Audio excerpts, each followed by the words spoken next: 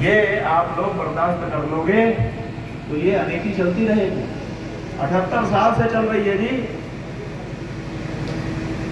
कोई सुनने को तैयार नहीं। हमारा ही वोट लेकर के हमारी ही माँ को पशु कहोगे, हमारा ही वोट लेकर के हमारी माँ को बोटी बोटी काटोगे, हमारा ही वोट लेकर के हमारी माँ की बोटी बोटी काटी गई खाल को और मांस को बेचोगे और हम चुप रहेंगे? ये नहीं चलेगा। इसलिए सावधान हो जाओ, आने वाले दिन तुम्हारे ऊपर भारी पड़ने वाले हैं।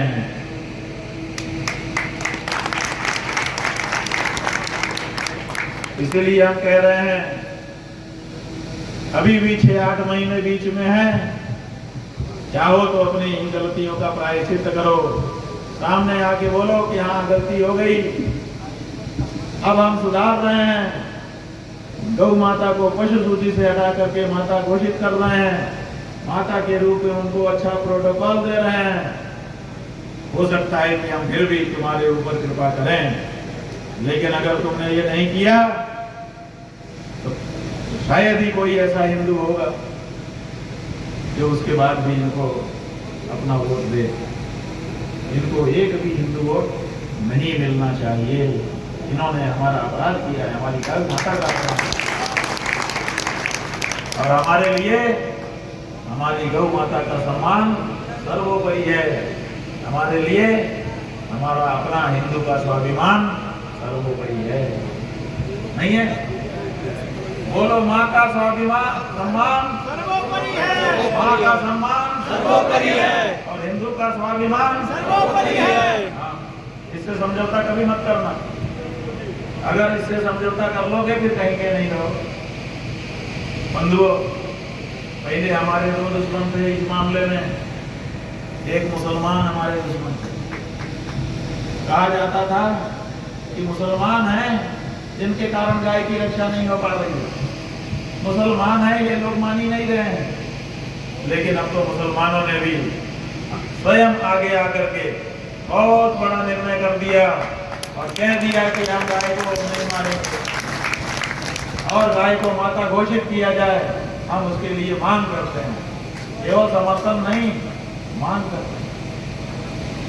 हमने सभी मुसलमानों का इस निर्णय के लिए खूब खूब अभिनंदन किया, स्वागत किया। क्यों किया? क्योंकि हमको खुशी हुई इन्होंने जो निर्णय लिया उससे हमारी हजारों लाखों गाय बच गई। लेकिन इन नकली हिंदू भाजपाइयों को खुशी हुई? एक पूरा इतना बड़ा देश है, हजारों लाखों इनके नेता हैं, किसी एक नेता ने मुसलमानों के इस निर्णय की प्रशंसा की? बता दो, देखा कहीं आपने? किसी टेलीविजन में, किसी सोशल मीडिया में, कहीं व्यक्तिगत बातचीत में? इनको खुशी नहीं हुई।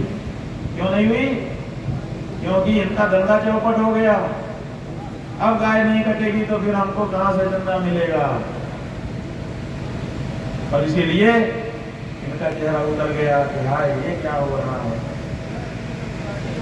लेकिन बंधुओं, हमारा स्पष्ट मत है कि जो हमारी माँ को माँ कहेगा हम उसको अपना भाई कहेंगे, और जो हमारी माँ को माँ नहीं कह करके पशु कहेगा हम उसको कसाई कहेंगे।